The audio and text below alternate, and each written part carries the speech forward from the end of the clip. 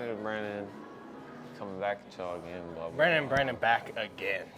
Back at it again, bro. B squared. Alright, it's B squared, back at it with your straight cannabis facts. We going over cannabis etiquette and how you should act while going through a dispensary. So one of the biggest things when it comes to shopping at a green room is you will quite often, when you walk into the door, be actually greeted by one or multiple bud tenders. That is not to alarm you, that is not to scare you. We actually just believe that our personal bud tender etiquette here should be right along with you throughout the transaction, answering your questions, educating you, all of the little things we can do along the way. Now, if you come in and you don't see a bud tender in the main room, that's perfectly fine. You're more than welcome to either continue browsing or make your way into the back room until someone's able to help you. One thing we do always recommend though is just, pop out so we can see your face real quick and kind of know when you've entered. Because one thing we do here, it does get pretty busy. There's a lot of people in the room sometimes. We can't necessarily always help who was first.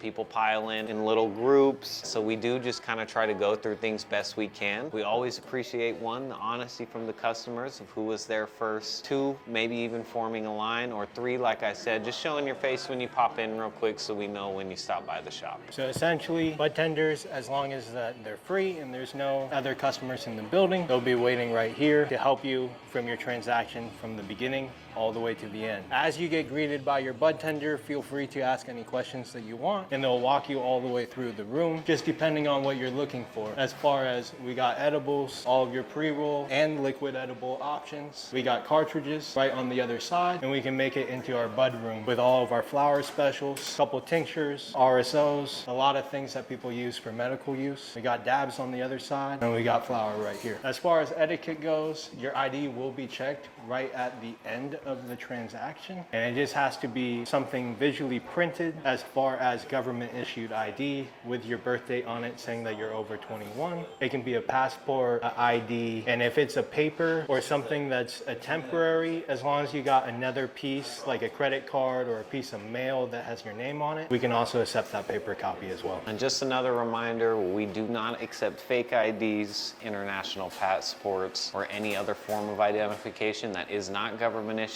Unfortunately, by doing so, you are putting the bud tenders at risk to continue to maintain that marijuana license, and we would like to be able to continue to push cannabis. You heard it here first, guys. No student IDs.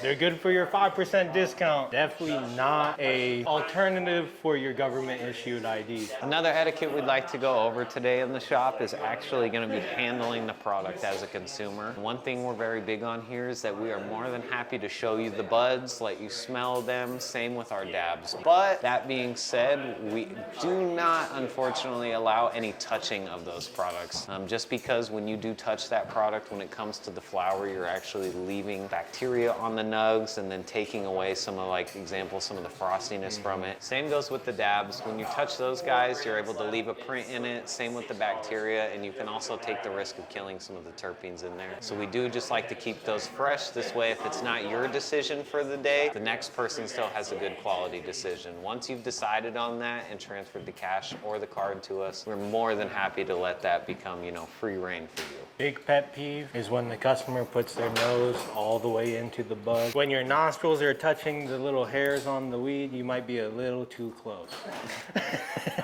Another common thing we run into here in the shop is going to be issues with our products. And while we do understand the issues with the products and your frustrations, one thing we do ask you to keep in mind is that here at Greenroom, we actually do not manufacture about 95% of these products. We're just the middleman for it. So while we do see your issues, we're actually just here to help you. So it is important to remember to just keep a more pleasant tone when you come in with these issues. We're always more than happy to help you and find some way to send you out of the building still satisfied.